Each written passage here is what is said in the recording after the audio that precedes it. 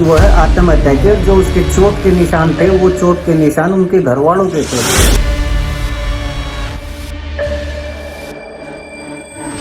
नमस्कार दोस्तों, हाल ही में हरियाणा की मनीषा मर्डर केस में कई बड़ी चौंकाने वाली खबर सामने आई है, जो कि लगातार सीबीआई की जांच जारी थी। उसमें कई बड़े सबूत लगातार मिलते हुए आ रहे हैं, जिन्होंने कई बड़े खुलासे किए हैं, जैसे कि मनीषा की मौत किस प्रकार हुई और मनीषा को किसने मारा और मनीषा को किस प्रकार से उत्पीड़ित किया जा रहा था, जो कि काफ़ी लंबे समय से था। सबसे पहला खुलासा जब हुआ कि जब मनीषा की चाचा की लड़की ने सीबीआई की जांच में यह बताया कि मनीषा का एक बॉयफ्रेंड भी था।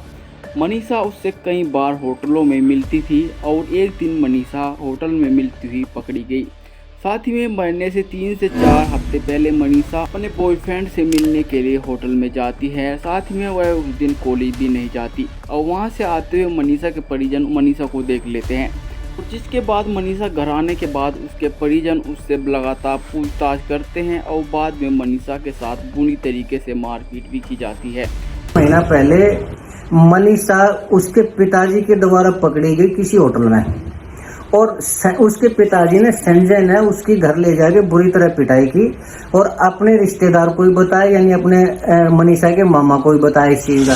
1 महीने से मनीषा की बार बार पिटाई की जा रही थी, बार बार उसको टॉर्चर किया जा रहा है। वो है आत्महत्या के। जो उसके चोट के निशान थे वो चोट के निशान उनके घर वालों के थे। 11 अगस्त 2025 मनीषा घर से स्कूल के लिए निकलती है, पर मनीषा स्कूल नहीं जाती। मनीषा जाती है अपने पिता की पहचान की एक दुकान पर, जहां से वह कीटनाशक खरीदती है, जो कि कीड़े मारने में प्रयोग किया जाता है। जिसके बाद मनीषा वहां से निकलती हुई कैमरे में कैद होती है। इस वीडियो में साफ साफ देखा जा सकता है कि मनीषा के हाथ में कीटनाशक है। उसके बाद मनीषा वहां से खेत की तरफ रवाना होती है, और मनीषा दुकान के पास लगे हुए दूसरे कैमरे में भी नजर आती है। इसके बाद मनीषा की लाश खेत में पड़ी हुई मिलती है, जिसको 2 व्यक्तियों ने देखा था और उन्होंने यह भी बताया कि मनीषा की लाश के पास 7 से 8 कुत्ते भी थे।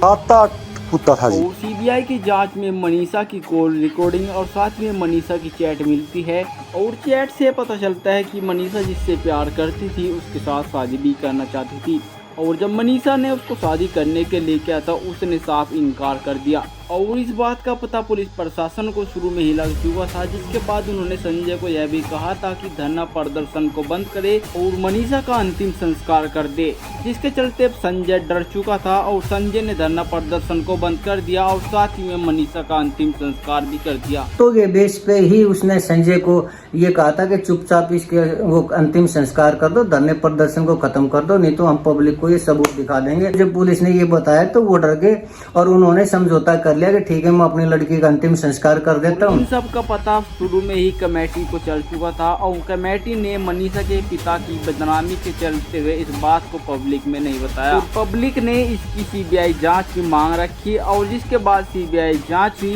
जिसमें ये बड़े खुलासे हुए। और अभी भी सीबीआई जांच जारी है कि मनीषा को कीटनाशक पिलाया गया था या मनीषा ने खुद पिया था। और आपको हमारी ये रिपोर्ट कैसी लगी कमेंट बॉक्स में बताएं। मैं मिलता हूँ आपको एक और नई ऐसी बड़ी अपडेट के साथ। लेता हूँ अलविदा, तब तक के लिए जय हिंद, जय भारत।